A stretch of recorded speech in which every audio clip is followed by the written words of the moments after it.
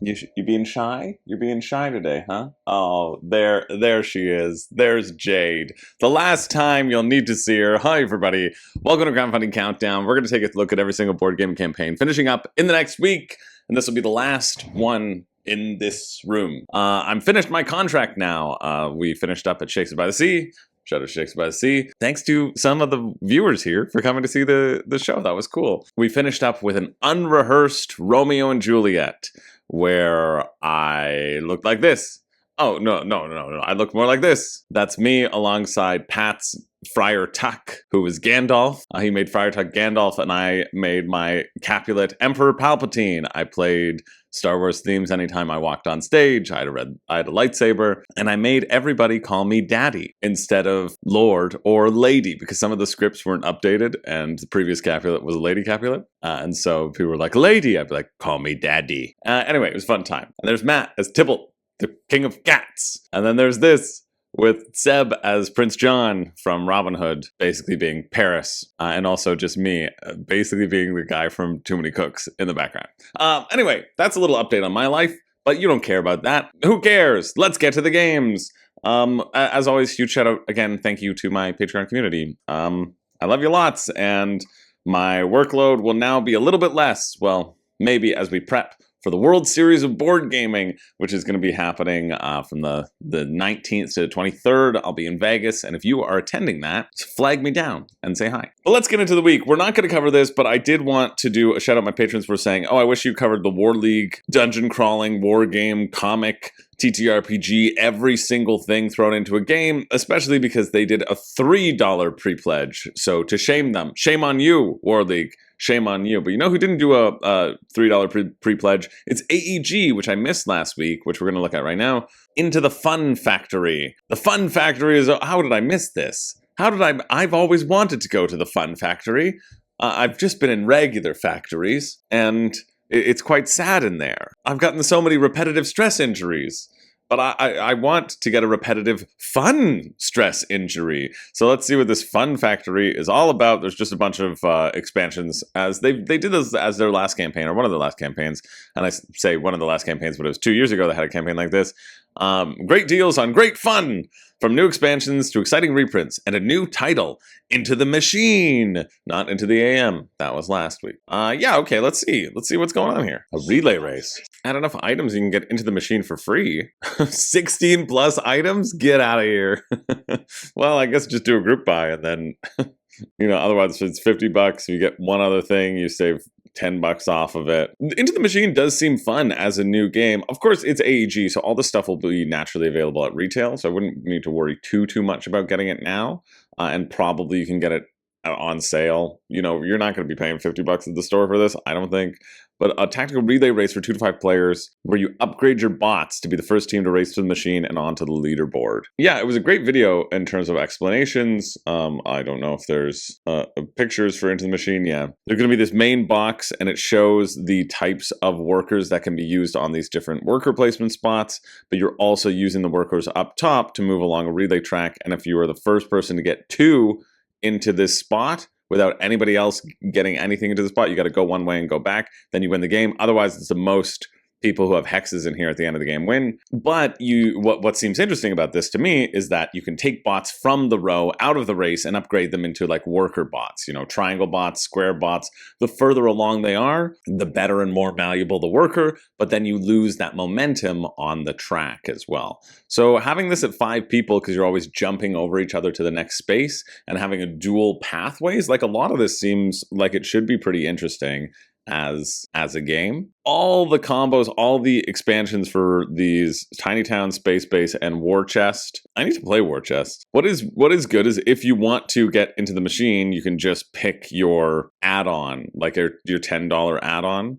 That is the cost. So it's essentially build your own stretch goals in this capacity, right? But of course you have to have all of the AEG stuff. Yeah, Into the Machine seems Seems cool. I've yet to play Smash Up too. I know that feels absurd to me that I've never played it. Of course, the value of these like expansions and promos don't feel huge to me. Like for $10, you get 12. Okay, that you shuffle into your ship deck. You probably don't need this as space base, right? But it is nice that they're giving you a reprint on all the stuff that you've been missing, and it's kind of fun to be able to just go through their catalog and see what's going on. Even the underground version, essentially, you're playing 2 games of it. They're like, just play Tiny Towns twice. If you can have two building spots is essentially what underground does, guaranteed. But you just build the underground. If it's specifically underground cards, you just always build the underground cards first, right? Like there's no world in which you prioritize anything else other than that. Fix the battle tower. That's kind of neat. Yeah, first person to 3 wins, or if you get 2 before anybody else does, if everybody is working on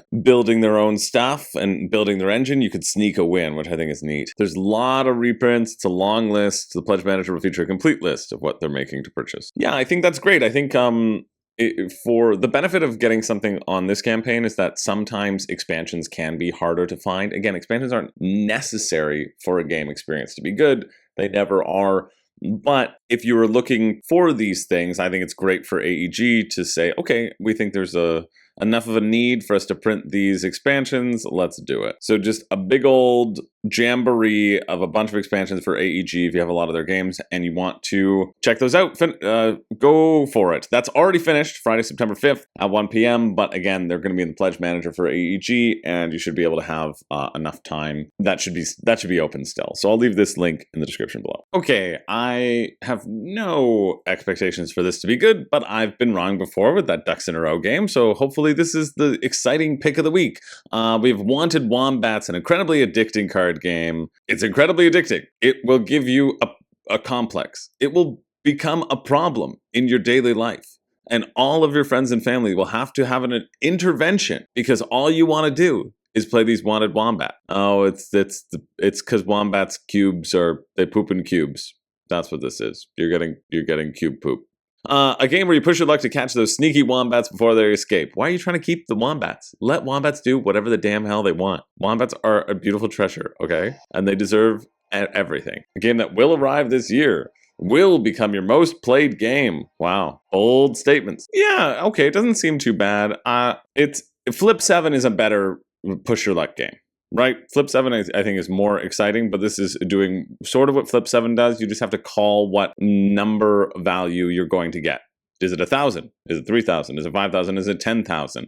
And if you get it right, you get to keep on drawing until you get something wrong and you have to give everything away. I've completely forgotten the theme, and you're just choosing which one of these people to capture. There's no theme here. But yeah, it's a cute enough card game. How much are you? 25? 25 for a deluxe version. 15 for the base game. You know what? I like that. Deluxe edition gets a premium play mat. Neoprene mat, I guess. Oh, damn it. Oh. Okay, that's frustrating. I had muted myself before, and then apparently I'd stayed muted when we came back. So I was looking at Camp Grizzly, but let me give you a quick rundown of what we have learned. Wanted Wombats, I think we covered most of it before I stopped filming. I think Flip 7 is going to be a better push your luck game, and that's pretty much the case here. I can see it being fine. I don't like that there's, once you get 3 1,000s in a row, the third 1,000 is worth 5,000. I mean, I guess that keeps you like wanting to push your luck. There's only 30 cards, so that breakdown of it being 30 cards makes you maybe more apt to push for a 3,000. But for me, I would just go, okay, what's the most probable? 1,000, 1,000. So it would be very easy to kind of math out in that way. I think the benefit of Flip 7 is that you have a very large deck, and it's easy to lose track of all the cards because everything's going by so quick. So this, you aren't losing track of the cards, so I imagine there's a bit more AP, but I think it's fine. Assassin's Creed Animus, the board game, I think this looks completely terrible. I kind of relate it to Villainous in a way that every person will have their own era of assassin, essentially is what it boils down to. The rulebook did not give me any indication that it would be any more strategic than you have your own location, you're gathering up items to use to kill people who you have to murder, and whoops, when you try to kill somebody, everybody else can throw the items that they've used to make you slow down, that they've collected to make you slow down. And so it's very, very very much like Villainous in that take that fest aspect as well. You're trying to optimize and other people are just screwing you over and slowing you down because the actual puzzle of what you're doing isn't that interesting. And so you need those extra elements in order to stop people from moving down. Man, I'm glad I caught that early, I guess. Early-ish. Only a few campaigns. I think this looks awful. I think this looks very awful. I think the price is ridiculous. It's £100 for the deluxe edition, but the base game is like $120 Canadian, 65 pounds. So getting the base game would be $150 for this like IP cash grab. This looks awful mechanically.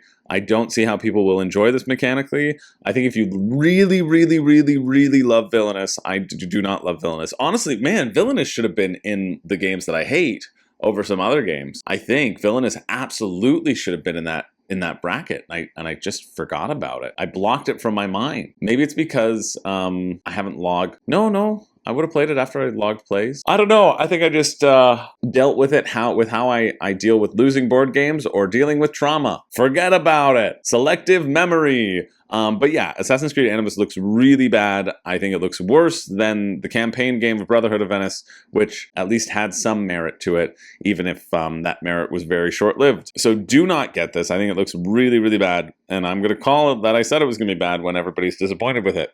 That finishes Wednesday, September 10th at 11 a.m. And then we're on to Camp Grizzly.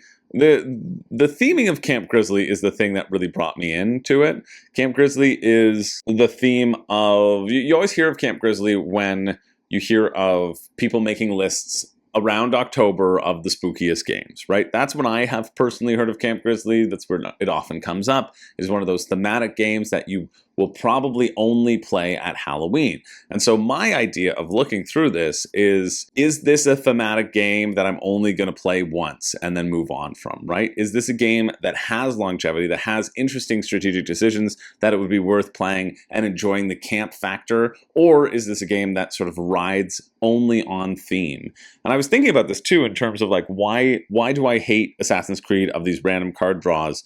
And why does it kind of excite me in Camp Grizzly to have random card draws? And I think the distinction there is there are, in like Assassin's Creed, you're drawing random cards and it's like, oh, my strategy, like any funny card game or any card game that is trying to knock off unstable unicorns, there is no strategy other than draw cards and hope you get the things that you need. That to me is a bad game. Any game that has, draw cards and hope you get the thing that you need, not that exciting. In Camp Grizzly, I'm hoping it is more draw cards and get items that you can use in varying situations. And so instead of it being so solely driven as your strategy is, did I draw the right card? Here, your strategy is, I'm going diving for, that's why I like it in Zombicide too, right? You're diving for items. What item are you going to get? There's the excitement of the unknown of getting a new item, but your entire strategy doesn't depend on getting that item. Right? That's the fine line in which I like to balance and experience. So it looks like Camp Grizzly, there is going to be a lot of theming. It feels like it is going to be one of these games that you're only going to want to play once because of the randomness element to it. But I'm not sure. What I was just saying, it has this Betrayal of House on the Hill feel to it to me right now, with the archetypes of the people, that your health and your movement value are all unified. You're going to be dealing with random events every time. On your turn, you're going to move, possibly grab items, interact with people. Then you'll draw and resolve the top card of the cabin deck. And then that's it. That's the end of your turn. You can swap items, etc. So I think it's going to be these like cinematic play structure in which you are going to be a bit at the whim of the randomness. And because you're at the whim of the randomness, it makes it a little bit less interesting to pull out all the time, right? I find that games that get pulled out around Halloween are fun to have, but I don't think inherently they're ever going to be anyone's favorite games, because if they were, you would play them at a time that's not Halloween as well. And so when we're looking at Kickstarter, and when we're looking at Kickstarter prices, that's something that I personally factor into my purchasing decisions, and maybe you might want to as well. But I do like that the map sort of constrains you unless you have certain things. I think that's neat. Draw a cabin card. If it's an item or weapon, it can be stowed in your backpack. All other cabin cards are resolved immediately, so it is random in terms of what you're going to get. There's really not a lot else. You move to a spot, you see what you get, and then you try to pick up any remaining items that have been revealed, and then Otis chases you and stalks you, and there's honestly more that Otis does, almost more that Otis does than what you do.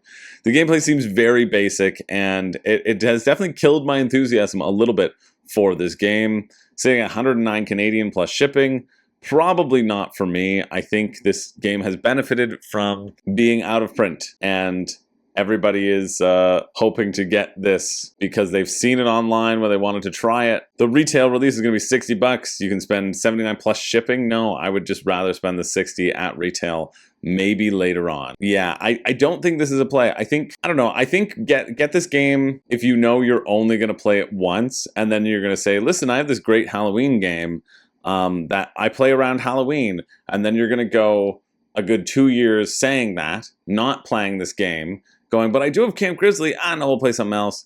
And then you're going to get to 4 years later and you're going to go, oh, really? I've only played like once or twice. It's got to be called. I feel like that's going to be the arc of Camp Grizzly, unless you are really into the theming or whatever. But if you're interested, that finishes Thursday, September 11th at 9 a.m. This, I think, is probably pretty absurd. Let's see how much an average backer has spent on this thing. Yeah, on average, $441 of these backers are playing this cutthroat mythology TCG. That's definitely probably nothing. You bluff and deceive your opponent to ascend your baby champion to victory. Build totem poles of worship around your baby champion to ascend it to victory. Choose between building your totem with genuine devotion or baiting your opponent into a false accusation. Booster packs are optional for advanced deck customization, but can still be beaten by a strategically played starter deck. Sure. They really don't know what like tarot or totems are really for. Definitely two different things, but we're building them together. You're casting a tarot spell, you're playing a worship card to build a totem, and you're just saying, listen, I can build this. Yes? No? But you can get a starter deck, one starter deck, and a booster pack for 35. Like, why? Who cares? Yeah, who really cares? This doesn't look good. Looks like a standard card game. It looks fine. I was like looking at them, but I am always mad that I do look at them. We're moving on to the Elden Ring and Sorcery.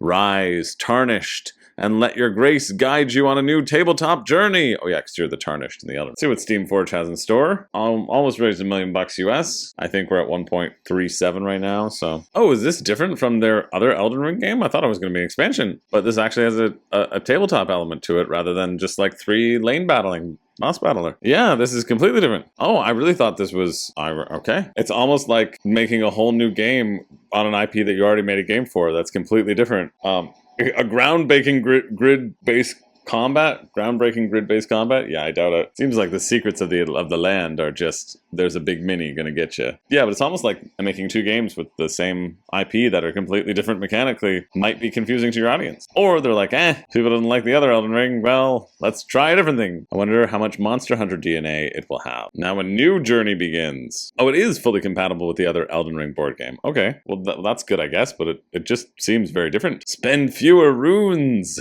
No, in fact, you'll be spending a lot more runes than if you just didn't get it. Unveil the rulebook. Yes, please. I do love... Thanks, Team Forge. That's pretty close to the top of the page. You're doing a good job. 2 campaigns await. So similar to Monster Hunter, they did 2 core boxes. Combine either or both boxes with content from the first crowdfunding campaign to embark on an even deeper journey. So basically, you can use the minis from the previous campaign, is what it's going to be. Guaranteed. Well, that's my bet. My bet is usually guaranteed. 60 pages of this rulebook. Okay, definitely not going to do that whole thing, but we're going to make sure we know what the game is. Cooperative campaign game. So we got another campaign game for 1 to 4 players set in Elden Ring. They're like, oh, that's what people wanted in the first place. Let's give it to them. The glory now faded, a wealth of mysteries and forgotten locations nonetheless await those bold and intrepid of soul. Each player explores the land as one of the tarnished figures recently returned to the lands between.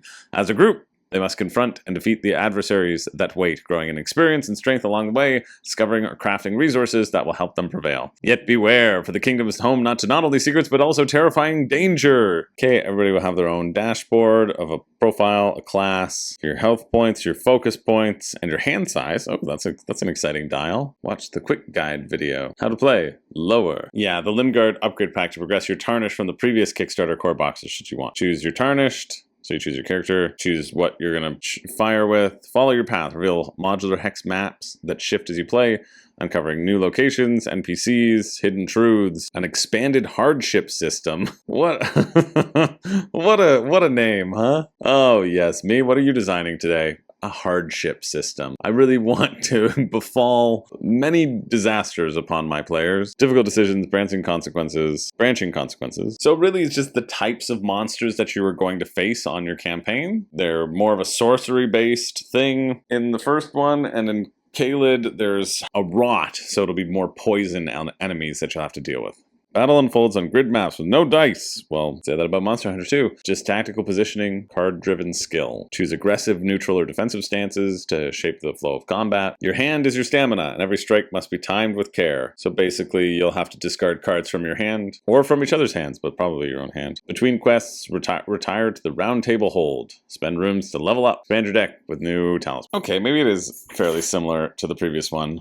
I'm not so sure, but I will find out later, because I'm stopping recording now. Okay, that quick guide jogs my memory a bit in terms of, it doesn't look like it's a magic grid-based combat, it looks like it's another lane battler, like the other one was. Similar deck construction as in Monster Hunter, in that you are going to have a specific weapon, and that weapon will add things to your deck, and you're going to be card-driven. Combat cards are used during combat encounters to perform attacks, defend against incoming damage, produce other effects. So attack, defense, action, buff action. Yeah. Okay, this is a bit interesting too. Like you have an amount of runes and stats that you have, and based upon the stats that you have, you can add more and more of specific cards to your deck. You have to have at least 10 cards in your deck. And so the rot mechanism is that you're adding cards to your deck that are bad, if you prefer that, or the magic one is about manipulating turn order so that the monsters don't punch you in the face as hard. So you're dealing with this active tile stack, which maybe I'm just forgetting from when we looked at Elden Ring 2 years ago. Did it have that? You let me know in the comments. You have an active tile stack that is changing based upon, it's like having a card deck, but they're just tiles that you're going to be flipping up. 5 different types of scenario. Exploration, Gauntlet, Dungeon Boss, and Narrative. Non-linear campaign, I think that's fun. Just different scenarios that you're going to go through. Okay, there's some spaces you can interact with only one time, some you can interact with all the time whenever you're exploring. All right, let's get to combat. So this does look very similar to the previous Elden Ring, as my memory reminds me. Battlefield grids are created by pushing all 4 encounter books together, okay? A square can only contain a single model. Models can move orthogonally in any direction. They can't cross the battle line. Right. So it's a lane battle. It's not this innovative grid-style movement. You're like, okay, I'm in this lane, I'm in this lane, I'm in this lane. Like, they're selling this as if they've done innovations to the previous Elden Ring system, and they haven't.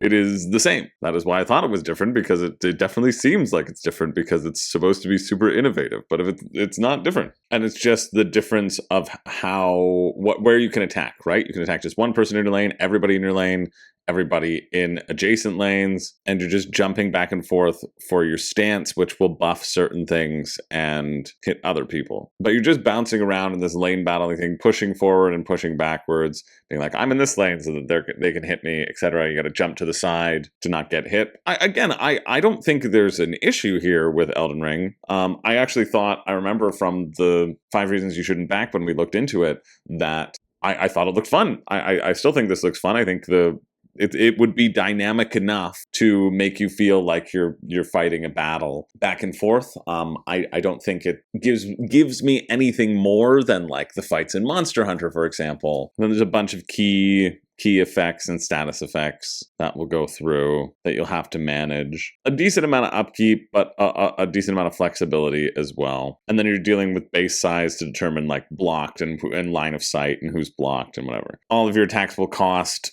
FP, which I forget what that stands for. Fight points, let's say. Fitness points. But yeah, I mean, I don't think Elden Ring has ever looked bad to me. I just think it is a big, big box. I don't necessarily think the exploration still looks that interesting or exciting. I think the main draw here are going to be the combat and the battles, and I think that's a good thing. I think that's probably why I don't remember the exploration from the previous version, because I bet that there is. Yeah, there are the exploration tiles right here, so I imagine you're exploring, but you'll still have this battle map as you're going to be fighting people on it over and over. I don't mind that there's a bunch of different scenarios, but all the scenarios essentially feel the same to me, because you're always fighting on the same battle map. I just think it's just really expensive for what it is. But then again, like Steamforge's models, to me, like from my experience with Monster Hunter, and that's it, because that's the only one of theirs that I've had. Their models are really nice. They're chunky. They're hefty. Like, if you really like painting and you like a bunch of cool models, that could be a reason to get it. Everybody's doing this weird all-in pledge, which I guess if you like it, you're going to get the whole thing. But for $500, like, it's way too expensive. I think the play is, if you're interested in Elden Ring, just try to pick up a core box somewhere. It's going to cost you $120 or something. But then if you love it, and you've experienced all the content it could offer, like so much, like with the Monster Hunter campaign, I've seen what the all-in is, right? There's so many monsters, there's so many things to go through. Never in a million worlds or a million years will you get through all that stuff. And all of the bosses kind of felt a bit samey. You know, not super samey, but they're all card driven, right? They're all doing similar behavior, attack patterns. For me, the core boxes felt like the best option, and then the add-ons that I experienced, I was like, kinda who cares? Yeah, but you know, I don't think it looks bad. I think it's just really expensive, and you really need to like the IP, and you really need to like the painting minis and having these models in order to justify it. I think the gameplay will be a solid good. You know, I don't think the gameplay looks bad, but I also think it's going to not have that much longevity. I think this is the sort of game that you'll play 5 times and then feel like you've seen everything that you can see out of the game. You know, I lent my Monster Hunter to a friend like a year ago or something, maybe a year and a half ago, and I have not missed it in the slightest. I still think it's a good game, and I quite like it, and I'll probably get it back at some point, but like, while it's at the friends, you keep it. Not Zach, a different friend who doesn't live right down the street from me. But yeah, if you're interested, it's not a horrible campaign. It finishes on the 11th, September 11th at 2 p.m. Raised maybe over $1 million now, but hey, we've covered it in crowdfunding, so we're moving on.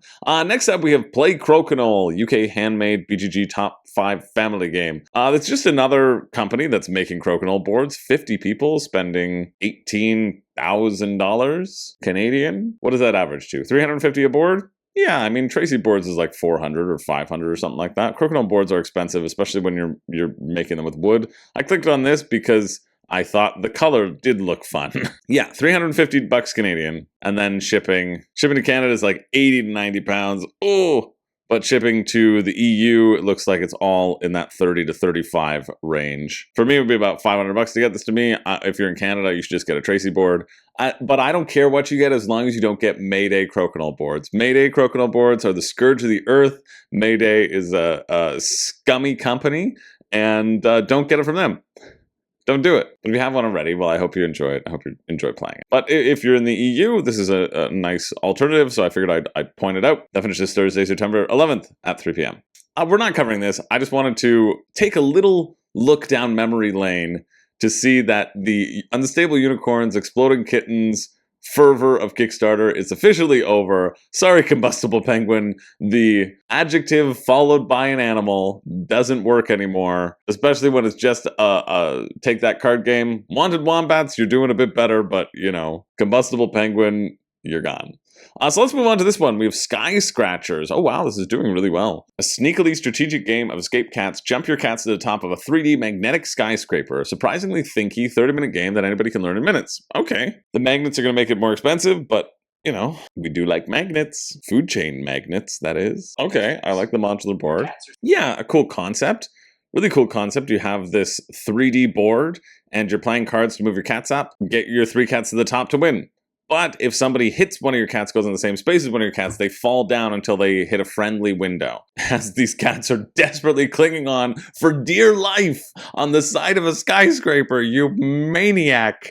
effing very special games, more like very horrifying games. What is this? Kaiji Ultimate Gambler? Oh, I always say Ultimate Gambler, but it's Ultimate Survivor. These poor cats, they're just balancing for dear life. So how much are you? 30 bucks, 42 Canadian. There's a Penthouse of Peril expansion, so it's just an even taller skyscraper. Additional cards, scary dog windows, and an evil stray cat. Uh-oh. Then everybody's going for the Skyscratcher Kickstarter exclusive, which is just a deluxe version, 60 bucks, 83 Canadian. Well, you know me, I'm cheap. So 42. Do you have estimated shipping here? Estimated shipping, 5 bucks to Canada. So it's like 50 bucks for this game. That's not bad. The modular board really sells it for me. Do you all get the same? Move 4 spaces on different colors. Sure. Move 4 spaces in a straight line, ending on a space of your color. Yeah, I mean, I think conceptually it seems interesting, but I also think this is a type of game where I would play it twice, enjoy the gimmick of it, and then pass it on, right? That's a lot of games for me. I would play just a few times and then pass on because they don't really have staying power, but they're nice enough, you know? By landing on them or playing attack cards. Oh, 3 of your cats in the penthouse first win the game, especially because when you're at the penthouse, you can get knocked off, so you want to lock in spots where you're safe in the penthouse. Yeah, I think you play a card and then you draw a new card, so at least there's flexibility in terms of how you can move and stuff they have to deal with. I love the shipping. Do love the shipping. 50 bucks for a magnetic, gimmicky game. Oh, look at that cute guy. Yeah. Could be decent. I think kids might like it. Very simple family game. It's been doing really well, and I can see why. I think reasonable price, not too much bad things to say about it. That finishes Saturday, September 13th at 12:59 a.m. Moving along to Storybook Saga, the solo game of the month. Build a team of classic heroes to take on classic villains in this combo building dice manipulation game. Always interested in the solo game of the month. I've heard good things about it. No longer comes in the VHS boxes, in which some of my patrons were like, man, we miss it. We miss that charm of what the VHS boxes brought. And to that I say, if the only good thing about the game is the box, well, probably not a good game. But let's see what this one has in store. Nice, really emphasizing public domain IPs. That's why you got Mickey in there. That's a really, like, I think, classy move. So Storybook Saga takes the same format of 7th Inning Stretch, which is a previous solo board game of the month, and they're also adding, because of that, they've probably added in additional characters that are very similar to the Storybook characters. And so in the reprint, there's going to be those promo cards, but then if you want them, they're just going to throw them in with Storybook Saga. They're going to throw them in with a playmat if you get it for 7th Inning Stretch. And they're also, Gabe in the video was like, listen, if you just want the cards, I also recognize that too. Just pay for shipping and we'll give them to you for free. And I think that is a lovely way to take care of your backers, a really beautiful way of honoring your backers and making sure that people are happy with the game and don't feel like they missed out by backing the first time. I think that's awesome. I think it's really great. You don't see that very frequently, and I think it deserves to be shouted out for caring about his consumers. That really puts a nice taste in my mouth. Well, let's talk about Storybook Saga, because I forget about the 7th Inning Stretch, but I know that there's dice manipulation. All the cards will be tarot sized. That's nice. And the art in this is really cool. You're grabbing Winnie the Pooh, you're grabbing Wizard of Oz, Peter Pan, Robin Hood. Hey, there's me, Little John. Steamboat Willie, Alice in Wonderland. Yeah, these are sick. The art in this is friggin' gorgeous. Man, oh man. I love this art style. I think this is awesome. Like, it's so interesting to see people take a reimagining of existing characters. You see that with Alice in Wonderland all the time because there are so many Alice in Wonderland things. But yeah, let's see the rulebook. I want to see the rulebook. As you assemble your people, you roll dice to activate your special abilities. You take out villains and turn them into items, defeat the big boss to win the game. Sure. Okay, that's fun. Yeah, that seems fun. That was a really nice overview video. I was just reading through and I wanted to help with the visual of it. You're going to have 3 rounds of battle, essentially. Every battle, you can rearrange the heroes of where they sit because each hero is going to be in a specific slot, and that determines, hey, if a 1 is rolled, this person will take damage. A 2 is rolled, this person will take damage from the villains. And so you can try to juggle your team to have the defensive ones take up more damage, have a higher chance of taking the damage, whatever. What I think is going to be fun, the fun factor is you add up all the dice in all of your characters and you get that many dice as your pool, and then you roll them one at a time and you have to then assign them to the characters. So whatever you roll, you're like, okay, am I going for this 5 dice straight? Are we going to hit it or not? And you're choosing to invest in little bits of damage or high bits of damage, more targeted damage. I think this seems great. I think this seems really great. Yeah, and for 35 bucks Canadian, and then their shipping is always good. That seems really reasonable. And they have a print and play. Come on, great campaign. Great campaign. Way to go. Friggin' print and play? Yeah, print and play it. You got some dice in your house? Do a print and play. That's great. I think this does look really fun. I'm not a solo gamer, so I wouldn't really pull it out that much, but I can see the flow. I can see it being very simple, easy. If the characters are different enough that you're shuffling your characters, very 20 strong in that capacity of who are you fighting, where are you fighting them, slight changes and slight variations. 80 cards in it. I think it looks cool. The finish is on the 13th at 1 a.m. Speaking of solo games, we've got this one, Embers, which is not doing very well at all. Interesting. Oh, there we go. There we go. What a jump from when I was last looking at it to now. Defend your dwindling campfire against vicious monsters encroaching from the shadows. Solo only, 12 bucks for the free expansion. Shipping to Canada will always be bad, but shipping to the US will be good. This is a button-shy game, and I know people really like their button-shy games. Defend your campfire. They deal damage to the fire and the heroes. Cool, a nice little tower defense game. Win 18 cards and only 12 bucks. Way to go. And you can get a print to play as well. Love seeing that. God, that makes me so happy. You save 4 bucks. Shipping is 5. Yeah, Canada shipping is 17 to 24. US shipping is 5. UK shipping is 5. You don't want to get this if you're not in the US or the UK. Each turn, spawn new monsters to face, spend each hero's action points to move them around the campfire, defend against monsters, upgrade their abilities, and support each other, and forage for material to keep the fire going. Oh, cool. So you got to balance that as well. Heroes require a certain amount to forage. It shows where the threats appear. When the night card appears, time passes. Survive 4 hours until dawn without the fire being extinguished to win. I like that you can get the print and play, but I'm a bit annoyed that the rulebook doesn't seem to be on the page. You get a free expansion. They always do little free expansions with this. Small extra cards. And this is a pretty good deal, actually. Intro to Button Shy. Well, 30 bucks for, Sprawlopolis, Rove, or Sprawlopolis Skulls of Sedlick. Those are their main. Oh, if you reach 100 bucks internationally when shopping at Button Shy Games, you also receive free shipping. Okay, I'm annoyed that there isn't a rulebook on the page, and that they're making you either download this thing, which you have to fill out your information, you have to add to cart. It's just annoying. Disappointing that you have to watch a video to figure it out.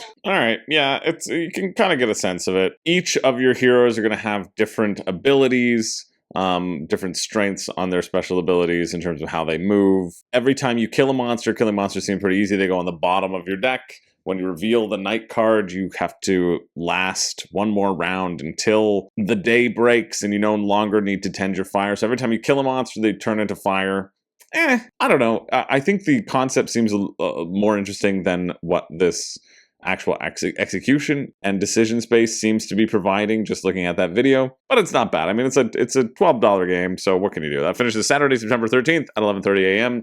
I think for solo games, the Storybook Saga looks a lot better than Embers, personally. Moving along, I just thought this was funny. So we have this Escape the Swedish Furniture Store puzzle card, a furniture store escape experience in a birthday card. Tell the recipient they don't get their gift until they've solved the mystery. A casual puzzle adventure in a flat-packed format. A puzzle card is an escape room experience and a birthday card. They don't get their gift until they've solved the mystery within. The recipient receives a narrative introduction to a world that sees them, in this instance, trapped in a Swedish furniture store. Okay, this actually might be fun. They must search inside the scene for clues, solve a series of sequential puzzles before arriving at the final answer that they write on the back, and return to you to claim their gift.